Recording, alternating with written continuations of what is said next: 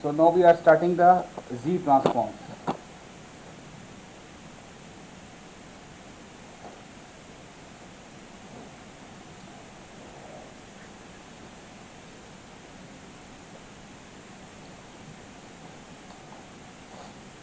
तो Z transform में हम ये करेंगे कि जो मेरे पास एक डिस्क्रीट टाइम सिग्नल है एक्स ऑफ एन, ये जो एक्स ऑफ एन है ये सीक्वेंस भी दिया जा सकता है मुझे, या फिर कोई कंटिन्यूस पल्सेस भी दी जा सकती है, मतलब एक स्पेसिफिक टाइम पीरियड के बाद अपने आप को रिपीट करिए। तो नॉन पीरियडिक भी हो सकता है, पीरियडिक भी हो सकता है।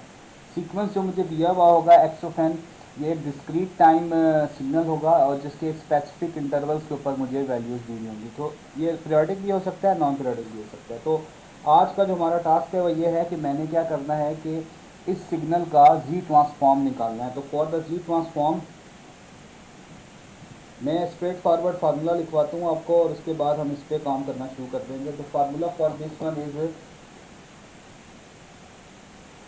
मैं इसको सम करूँगा from minus infinity to plus infinity. जो मेरा डिस्क्रीट टाइम सिग्नल मुझे गिवन होगा और उसको मल्टीप्लाई कर दूँगा जी टू पावर माइनस एन के साथ। तो इसको हम काफ़ी जगहों पे आप ऐसे भी देख सकते हैं, जी ऐसे करके लिखा होता है जी एक्स ऑफ एन। तो जी ट्रांसफॉर्म में हम ये करेंगे कि जो मेरे पास सिग्नल आएगा मैं उसका सिर्फ ट्रांसफॉर्म लेके देखूंगा कि वो सिग्नल जो है वो मेरे पास किस डोमेन में पड़ा हुआ है, स्टेबल है, रीजन ऑफ कन्वर्जन उसका क्या है, ये सारी बातें इसके अंदर हम देखने की कोशिश करेंगे। तो इसको मैं अगर जी डोमेन को डिफाइन करने की कोशिश करूँ तो Z transform is equal to real of Z plus imaginary होगी। तो इसमें दो टर्म्स मौजूद होंगी, एक रियल टर्म होगी और एक इमेजिनरी टर्म होगी। और जैसा कि मैंने लास्ट टाइम भी बताया था, तो इस सिग्नल का मैं सबसे पहले मैग्नीट्यूड लूँगा और दूसरा मैं इसका क्या फाइंड करूँगा, फेस फाइंड करूँगा। तो मैं इसको जब रिप्रेजेंट करवाऊँगा इसको किसी तरह, तो मैं देखूँगा कि इसका मैग्नीट्यूड क्या आता है और इसका फेस क्या आता है। और सिमिलरली इसका इन्वर्स जी ट्रांसफॉर्म भी एग्जिस्ट करता होगा। तो जिस सिग्नल का ट्रांसफॉर्म एग्जिस्ट करेगा उसका इन्वर्स जी ट्रांसफॉर्म भी एग्जिस्ट करेगा। तो let Z is equal to are E raise to power J omega. So I suppose कि जी किसके बराबर है, R E raise to power J omega. R इसमें रिप्रेजेंट कर रहा है आपके मैग्नीट्यूड को and W represents the frequency और एंगल। ठीक है, तो इसको हम फेज भी कह सकते हैं, इसमें फ्रीक्वेंसी होगी या एंगल होगा। तो बेसिकली ये आपका एंगल है और अगर इसको मैं डब्ल्यू लिखूंगा तो एंगुलर फ्रीक्वेंसी होगी। मैं इसकी फार्मूले में वैल्यूज प्लग इन कर दूँ।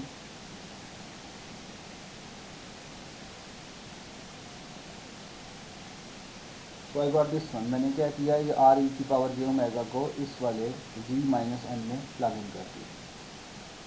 सो दिस विल गिव मी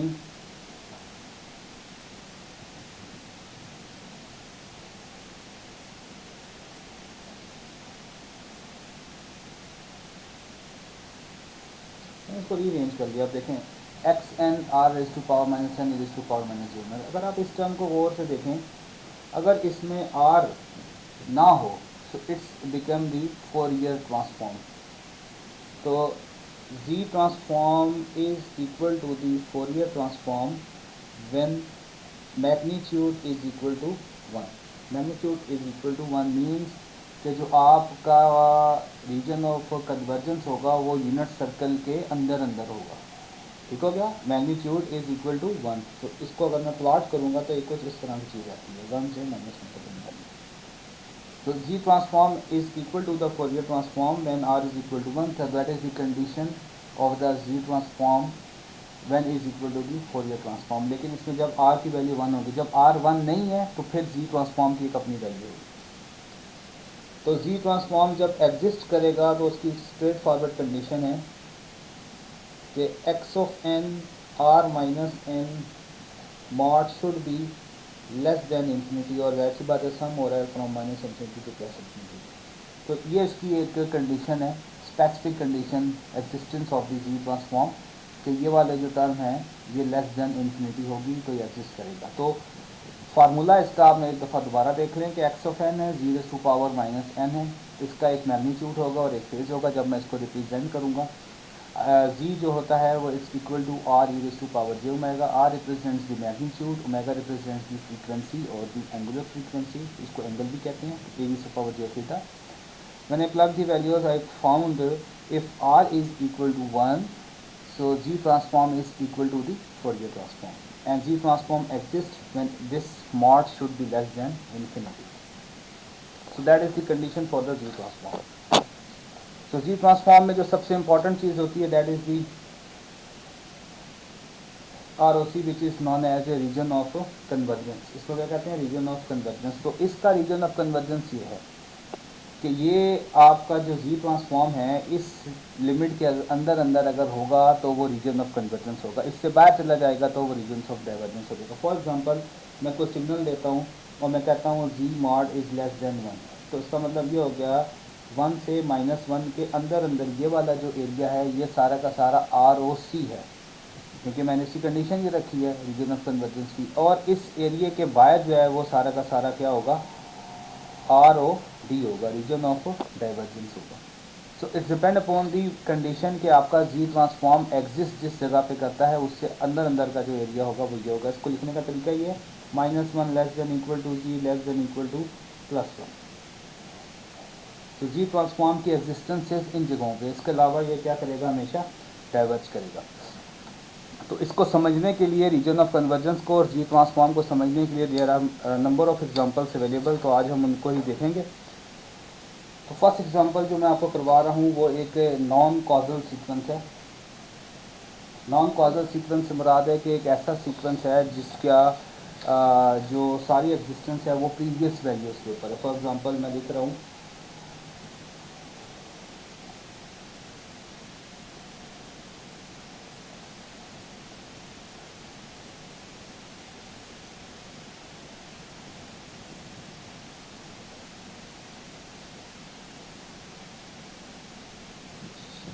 तो that is the sequence given to me. आप देख सकते हैं कि सारा का सारा सीक्वेंस जो है लेफ्ट हैंडेड सीक्वेंस है, सारी की सारी वैल्यूज़ लेफ्ट हैंड साइड पे मौजूद हैं। ये आपके पास डिस्क्रीट टाइम डोमेन चाह रही थी, ये मेरे पास x ऑफ m है। तो सीक्वेंस को नॉन कैजुअल कहते हैं, बट सीक्वेंस की जो ड्यूरेशन है वो फाइनाइट है। तो मैं इसकी अगर वैल्यूज़ को देखूँ that is -6 is equal to x of 0 which is equal to 0। आप देख सकते हैं -6 पे और 0 पे इसकी वैल्यू क्या है? 0 है। x of -5 is equal to x of -2 and that is equal to, let's say I call that value 1, I call that value 2 and I call that value 3। तो -5 से -2, -5 एंड -2 पे इसकी वैल्यू क्या है? 1 है। x of -4, x of -3 is equal to 2 and x of -3 is equal to 3। so these are the values given to me। ये जी transform मैंने इस पर अप्लाई करना है, तो जी ट्रांसफॉर्म अगर मैं इसका निकालूँ that is equal to summation n going from -infinity to +infinity, but the sequence is defined from -6 to 0, so limits are -6 to 0 x of n g raised to power -n। मैं जब इसको ऊपर summation open up करूँगा it will give me x of -6 g of +6, x of -5 g of +5, x of -4 g of 4, x of -3 g of 3, x of -2 g of 2 and x of 0 x of -1 g of 1 and x of 0। ये सारी limits मैंने इसमें plug in कर दी। सो आप देखें -6 और 0 0 हैं तो ये वाली टर्म और ये वाली टर्म हो जाएगी 0। -5 और -2 1 हैं तो आपके पास आ जाएगा g5 + 2g4 + 3g3 + 2g² + g। तो ये वैल्यूज़ आती है आपके पास।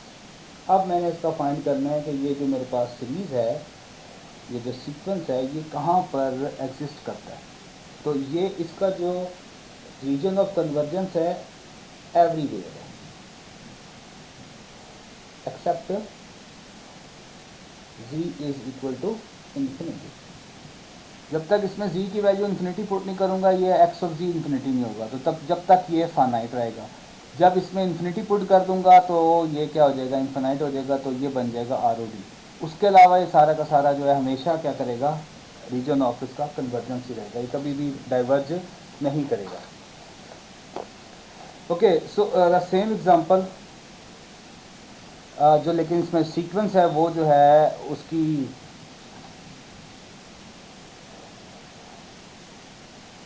थोड़ा सा उसका सिग्नल जो है वो डबल साइडेड सीक्वेंस है।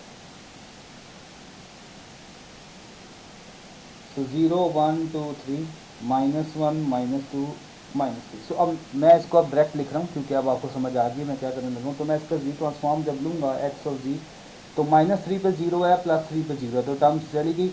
-2 पे इसकी वैल्यू क्या है, दैट इज़ 1, दैट इज़ 2, और ये 3 के ऊपर इसकी वैल्यू 3 है।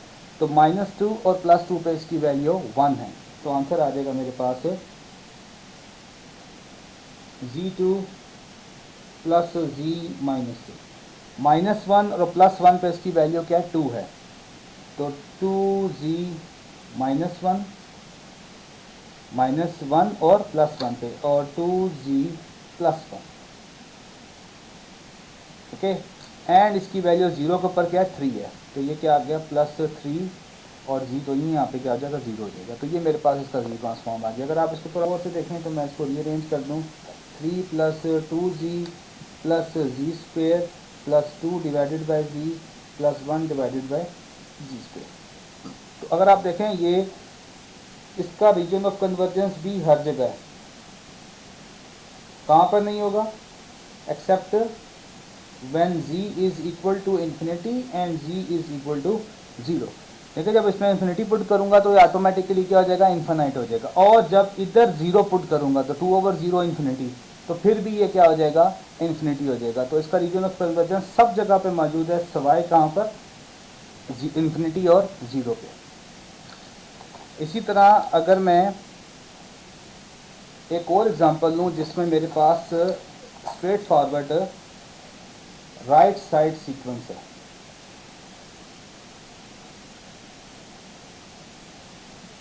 0 1 2 3 4 5 6। तो इस तरह के सीक्वेंस को कहते हैं कॉजल सीक्वेंस, और इसको फाइनाइट ड्यूरेशन सीक्वेंस भी कहते हैं। अगर आप इस एग्जांपल को देखें तो इसमें जो आपका पूरा का पूरा सीक्वेंस है वो राइट साइड के ऊपर मौजूद है। तो राइट साइड पर मौजूद है तो इसका मतलब है आपका एक्स ऑफ जी आ जाएगा। अगर मैं कहूँ इसका एम्पलीट्यूड 1 है, इसका एम्पलीट्यूड 3 है और इसका एम्पलीट्यूड 5 है, तो आंसर आपके पास आ जाएगा जी inverse plus 3z -2 plus 5z -3 plus 3z -4 plus z -5। तो इसके सारी की सारी वैल्यूज़ 1/g की फॉर्म में है। तो इसका ROC जो है वो एवरीवेयर है except z is equal to 0। So we have done 3 examples जिसमें मैंने आपको 3 तरह के सिग्नल बताए। फर्स्ट सिग्नल जो था वो आपके पास था लेफ्ट हैंड सीक्वेंस, इसमें आप देखें कि आपकी सारी की सारी वैल्यूज़ 0 से पीछे एग्जिस्ट करती थी। तो उसका जो रीजन ऑफ कन्वर्जेंस था वो z is equal to infinity पे था। तो अगर ये सारा सीक्वेंस राइट साइड पे होगा तो फिर उसका रीजन ऑफ कन्वर्जेंस कहाँ पे हो जाएगा, z इज इक्वल टू 0 पे। और अगर ये बोथ साइडेड सीक्वेंस है, मतलब पॉजिटिव पे भी एग्जिस्ट कर रहा है और नेगेटिव पे भी, तो इसका रीजन ऑफ कन्वर्जेंस 0 और इन्फिनिटी के अलावा हर जगह पे होगा। इसका रीजन ऑफ कन्वर्जेंस 0 के अलावा हर जगह पे है, और लेफ्ट हैंड साइड का सीक्वेंस का जो रीजन ऑफ कन्वर्जेंस है वो इन्फिनिटी के अलावा हर जगह के ऊपर होगा। ओके, ये तो ऐसे सीक्वेंस है जो मतलब या राइट साइड थे या लेफ्ट साइड थे या बोथ हैंड थे। अब हम यूनिट स्टेप को देख लेते हैं। यूनिट स्टेप अगर मैं डिस्क्रीट डोमेन में बनाऊँ तो कुछ इस तरह का होगा, n is equal to 0 1 2 3 4 5 and up till so on. इसकी वैल्यू हर डिस्क्रीट इंटरवल पे इसकी वैल्यू क्या होगी, 1 होगी, इसलिए इसको यूनिट स्टेप कहते हैं। तो इसका जी ट्रांसफॉर्म देख लें क्या होगा, summation n going from 0 to infinity. 0 to infinity क्यों हो गया, क्योंकि आपका जो जी ट्रांसफॉर्म है वो एक्सिस्ट कर रहा है 0 से ऑनवर्ड। तो 0 से इन्फिनिटी हो गया, x of n z raise to power -n। तो आपके पता है कि x की वैल्यू 0 पे 1 है, 1 पे 1 है, 2 पे 1 है, 3 पे 1 है, 4 पे 1 है, तमाम n के ऊपर इसकी वैल्यू क्या है, 1 है। तो आपके पास आंसर आ जाएगा n going from 0 to infinity z raise to power खाली -n। और अगर आप इसको वैल्यूज़ इसमें प्लग इन करें तो आपके पास आ जाएगा 1 plus Z minus 2 plus Z minus 3 and so forth. तो मैंने इसमें सीरीज़ की वैल्यू प्लग इन कर ली, तो आप देख सकते हैं कि इसके ऊपर मेरे पास जो आंसर आ गया वो ये टर्म्स आ गया। तो अगर आप इसको थोड़ा गौर से देखें तो मैं इसको ऐसे भी कह सकता हूँ कि this is a geometric series, और इसको मैं ऐसे लिख लूँ n going from 0 to infinity Z की power n minus 1 whole power n, Z की power minus 1 whole power n। तो इसको अगर आप देखें तो ज्योमेट्रिक सीरीज़ है, तो इसका region of conversion geometric series का होता है Z minus 1 should be less than equal to 1। तो अगर मैं इसको सॉल्व करूं तो ये आ जाएगा 1/g mod less than 1, 1/g mod less than 1, और ये जी इधर डिवाइड हो रहा है, इधर जाके क्या हो जाएगा, मल्टीप्लाई हो जाएगा। तो इसका मतलब है कि इसका जो रीजन ऑफ कन्वर्जेंस है वो क्या है, Z mod greater than 1। So means अगर मैं इसको प्लॉट करूँ यूनिट सर्कल पे 1 माइनस 1, तो इसका जो आर ओ सी है वो किधर है, आउटसाइड द यूनिट सर्कल। तो यूनिट स्टेप का जो आर ओ सी होगा वो कहाँ पर होगा, आउटसाइड द यूनिट सर्कल होगा। ओके, सो अगर मैं इम्पल्स का रीजन ऑफ कन्वर्जेंस देखूं, X of N is equal to delta N, तो आपको पता है कि ये एक वाहिद ऐसा सीक्वेंस होता है जिसका कोई भी ट्रांसफॉर्म जो होता है वो क्या होता है, 1 ही होता है। तो जब ये एक्स ऑफ जी 1 के बराबर होगा तो entire Z plane is the region of convergence of the impulse. अगर ये आपका एक्स ऑफ एन, जिसको मैं 1 कह दूँ, इसको मैं 2 कह दूँ, it's delta of N minus K, तो जब इसका मैं जी ट्रांसफॉर्म लूँगा it will give me Z raise to power minus K. तो इसका भी region of convergence entire Z plane होगा सवाए जी इज इक्वल टू 0 के। और अगर इसका मैं तीसरा वर्जन आपको दिखाऊं which is the shifted version, that is x3 of z is equal to Z raise to power plus K, और इसका रीजन ऑफ कन्वर्जेंस क्या होगा, तमाम जगहों पे होगा सवाए z is equal to infinity, z is equal to 0 and everywhere. तो ये आर ओ डी है जो मैं लिख रहा हूँ नीचे वाला, वो क्या है, R O D. Region of divergence कहाँ पे होगा, 0 पे, और रीजन ऑफ डाइवर्जेंस कहाँ पे होगा, इन्फिनिटी पे। अदरवाइज सारा का सारा जो है वो आपका क्या है, कन्वर्जेंट सीरीज है। Okay, so let's I have another signal which is 1/2 raised to power n u of n. So this is the step input which is 1/2 raised to power n। तो अगर मैं इसका जी ट्रांसफॉर्म लेने की कोशिश करूँ so that is equal to summation n going from 0 to infinity। why 0 to infinity, because u of n exists only 0 and above the 0 values like that। जैसे कि मैंने यहाँ बताया कि n यूनिट स्टेप हमेशा कहाँ पे एग्जिस्ट करता है, 0 से आगे। तो इसलिए मैंने यहाँ पर क्या लिख दिया, 0 to infinity 1/2 raise to power n Z raise to power minus n, और u of n की तमाम के ऊपर वैल्यूज़ क्या होगी, 1 होगी। तो इसलिए ऐसे लिख दिया। इसको अगर मैं सॉल्व करके लिख लूँ तो this is n going to 0 to infinity 1/2 Z minus 1 whole power n। तो अभी मैंने जैसा कि बताया था कि ये क्या बन गया, ये बन गई है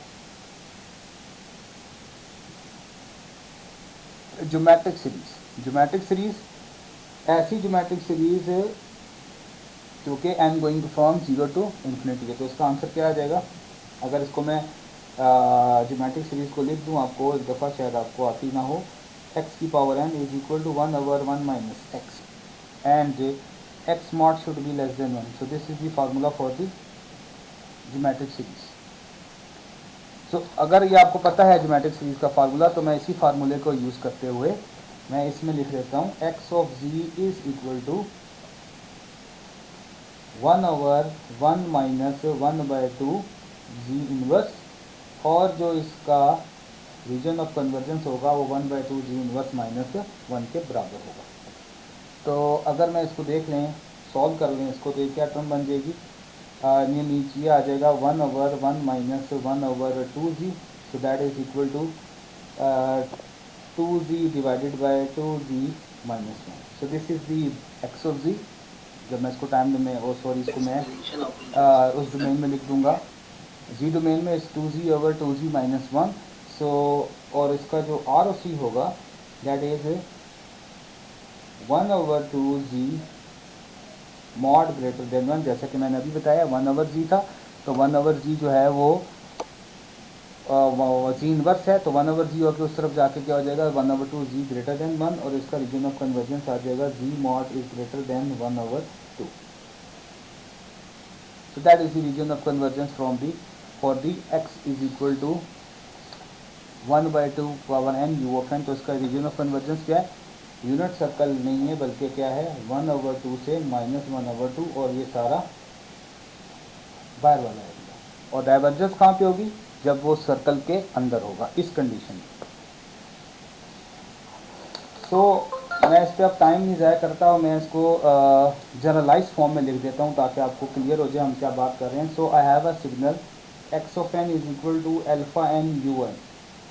सो अब मैंने वहाँ पे 1/2 लिखा था, मैंने यहाँ जनरलाइज कर दिया. तो जनरलाइज जब कर दिया तो इसका मतलब ये हो गया कि इसका एक्स ऑफ जी तो होगा मेरे पास 1/1 माइनस अल्फा जी इनवर्स, और इसका जो रीजन ऑफ कन्वर्जेंस होगा that should be greater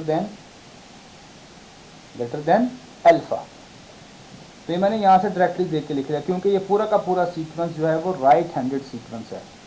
alpha की वैल्यू एन की वैल्यू 1 होगी, 2 होगी, 3 होगी, 4 होगी, जो भी वैल्यूज़ हों हमें उससे कोई गर्ज नहीं है, लेकिन राइट हैंडेड सीक्वेंस बनेंगे क्योंकि यू ऑफ एन हमेशा राइट साइड पे एग्जिस्ट करता है.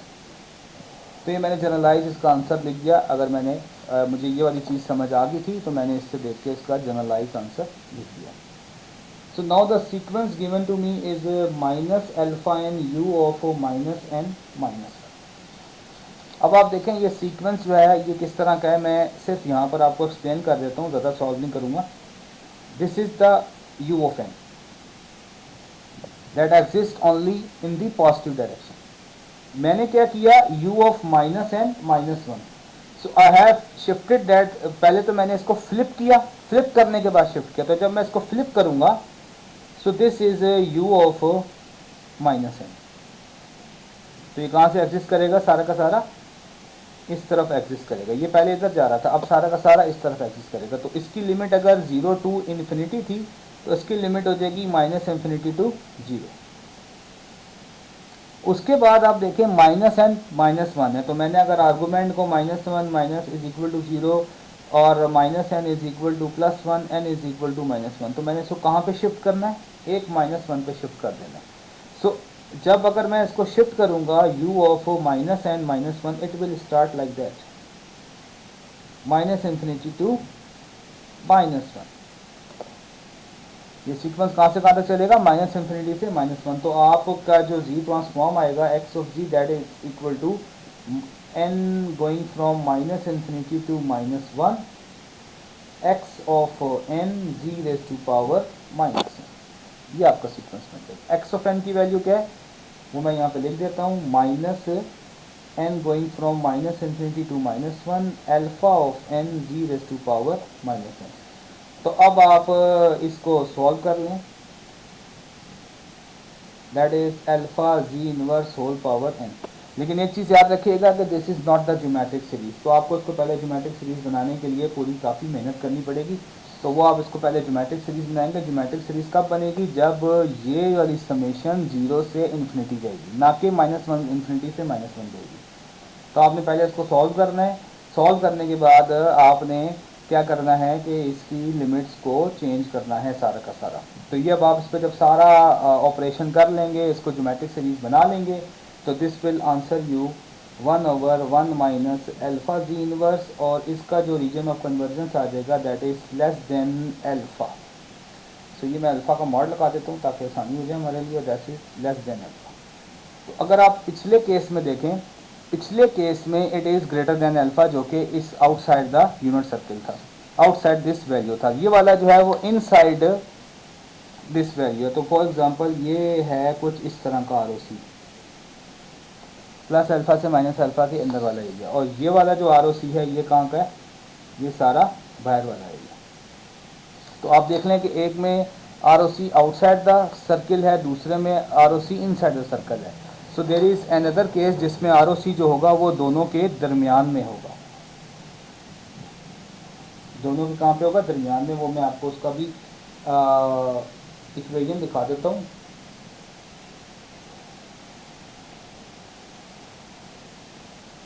तो अगर आपके पास सीक्वेंस कुछ इस तरह का पड़ा हुआ हो, X of N is equal to alpha N you N plus B N U of minus N minus one, तो अगर आपको भी याद हो, आपने इसका भी आर ओ सी निकाला है, इसका आर ओ सी जो था वो z mod greater then alpha पे था, और अभी आपने इसका भी आर ओ सी निकाला है, इसका z मॉड जो था वो लेस देन अल्फा पे था। ठीक हो गया। तो ये आपके पास दोनों के आर ओ सी आ गए, लेकिन अब मैंने यहाँ पर अल्फा यूज़ किया तो मैंने इसके लिए बीटा यूज़ किया, तो मैं इसको बी रख देता हूँ। तो मैंने दोनों के आर ओ सी निकाल दिए। नाउ द कंडीशन, ये दो सर्कल तो मैं बना लेता हूँ इसके ऊपर। अब दो कंडीशन है कि या तो जो b है that is less than alpha, या फिर b जो होगा वो ग्रेटर देन अल्फा होगा। अगर b अल्फा से छोटा है तो अल्फा बाहर आ गया आपके पास और बीटा इधर आ गया। तो अब आप देखें, अगर ये वाली कंडीशन है तो इसका आर ओ सी किधर है, इसके अंदर है, और इसका आर ओ सी किधर है, ये बाहर है। So that is the first case. The second case, when b mod is greater than alpha, so that is, so let's say अगर b बड़ा है तो अल्फा अंदर है, तो this is alpha minus alpha, that is b and minus b। अपनी condition देखें, z mod less than b, so means ये वाला एरिया है, and z mod greater than alpha, तो अल्फा से बाहर वाला एरिया। तो ये जो इसका यूनिट सर्कल बनेगा वो ये वाला बनेगा। सो रीजन ऑफ कन्वर्जेंस अब आपके पास चार किस्म के हो गए, या तो आउटसाइड द यूनिट सर्कल होगा, या इनसाइड द यूनिट सर्कल होगा, या फिर कहाँ पे होगा, इन दोनों के बीच वाले एरिया। वो डिपेंड करेगा बीटा और अल्फा की वैल्यूज के ऊपर। So these are the maximum 5 examples, 5-6 examples हैं जो कि ये बताती हैं कि जी ट्रांसफॉर्म कैसे फाइंड करते हैं और उसका आर ओ सी कैसे निकालते हैं। तो आई होप आपको ये बात सारी समझ आ गई होगी जो मैंने अभी करने की कोशिश की है।